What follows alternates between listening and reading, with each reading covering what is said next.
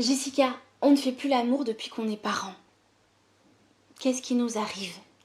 Alors bonjour à vous, je suis Jessica Pirbet, votre sexothérapeute et thérapeute de couple et votre coach. Voilà. Alors, pour ceux qui ne me connaissent pas, j'accompagne aussi les couples à s'épanouir dans leur sexualité. Et l'idée, c'est de partager avec vous aujourd'hui ce qui se passe dans la vie d'un couple, dans la vie de la plupart des couples que j'accompagne aussi, parce que c'est la réalité. Et vous n'êtes pas seul.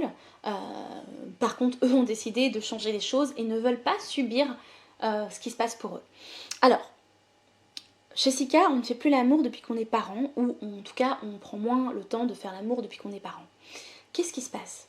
En fait, le problème, c'est que les couples qui ont des enfants, ou en tout cas les enfants en bas âge, ou même des enfants tout court, par rapport, je suis en train de penser aux différents couples que j'accompagne, donc parents avec des enfants en bas âge ou parents tout court, en fait n'ont plus beaucoup de temps pour eux. Alors, il y a le boulot, il y a les enfants, il y a les choses dont il faut s'occuper dans la maison, et forcément ça réduit les champs du temps qu'on peut passer ensemble, ou en tout cas du temps de qualité qu'on peut passer ensemble. Et qu'est-ce qui se passe? Ça devient la routine. En gros, le boulot, le travail, s'occuper des enfants, et puis s'occuper de la maison, etc. La famille, les amis, enfin bref.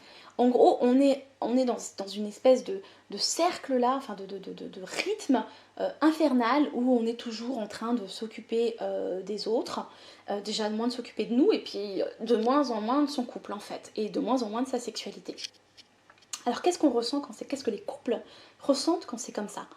Ce que les couples me disent, c'est qu'ils sont tristes, c'est qu'il y a beaucoup de tristesse, parce qu'ils ont l'impression de perdre vraiment quelque chose de précieux dans leur couple, une grande tristesse, beaucoup de frustration, frustrés de ne pas être épanouis sexuellement, frustrés parce que pour eux ça fait partie de leur bien-être, frustrés parce que pour eux ça leur permet une complicité, du partage, de la connexion, du rire, du charnel, et puis forcément ça leur fait du bien, ça les nourrit, ça libère quand même de la dopamine.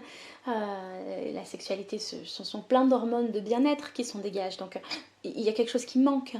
Et puis beaucoup de colère parfois contre soi-même ou contre le partenaire, parce que l'impression que le partenaire délaisse aussi le couple.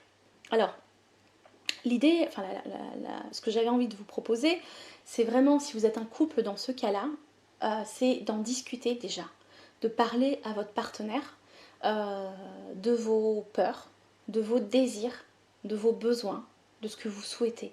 Pourquoi? Parce que quand on est comme ça, quand il se passe, quand on vit ce qui se passe, la situation que je suis en train de vous décrire, parfois le couple ne se parle pas. Et en fait, chacun sait qu'il y a quelque chose qui a changé.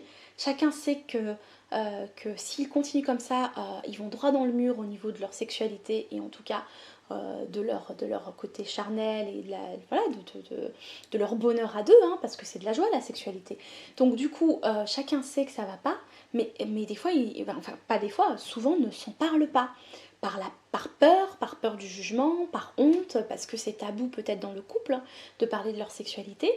Et en fait, l'idée c'est que quand vous allez en parler, tout de suite ça va faire retomber la pression, parce que souvent l'autre ressent aussi la même chose. Alors quand l'autre ne ressent pas la même chose, l'idée c'est de parler aussi de vos besoins. On n'est pas obligé d'avoir les mêmes besoins, mais en tout cas c'est de parler de ça. C'est quelque chose de naturel. Et, ensuite, une fois que, généralement on s'aperçoit que l'autre ressent aussi la même chose. Donc on va trouver des solutions à deux. Et voir pourquoi, qu'est-ce qui fait que dans notre quotidien, c'est devenu la routine, on n'a plus de connexion, on n'a plus de bons moments à deux, on n'a plus de charnel à deux. Et déjà on va co-créer ensemble, on va brainstormer sur se dire ok, voilà ce qui se passe, voilà ce qu'on devrait faire, moi je pense que là c'est pas optimisé, etc. Et puis de retrouver des moments à deux, des moments de qualité à deux, donc vraiment de planifier dans votre agenda. Parce que en fait, si vous ne le planifiez pas, ça devient vraiment compliqué, parce qu'on est très vite ramené par la routine, on est très vite ramené aux contraintes de la vie de tous les jours. Donc vraiment planifiez-le. Et allez vous explorer et vous séduire comme si c'était la première fois.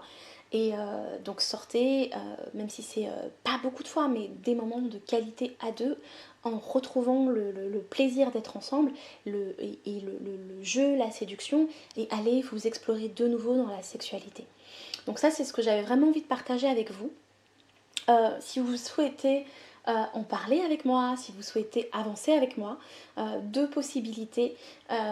N'hésitez pas à me contacter et voir mes accompagnements sur mon site secretthérapie.fr, pardon.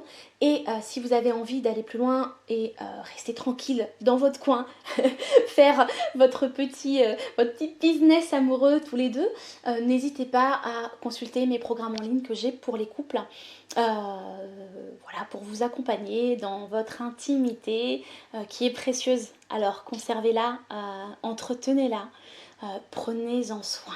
Voilà, je vous dis à très vite et puis je vous souhaite une belle journée ou une belle soirée en fonction de l'heure où vous regardez cette vidéo. Ciao ciao.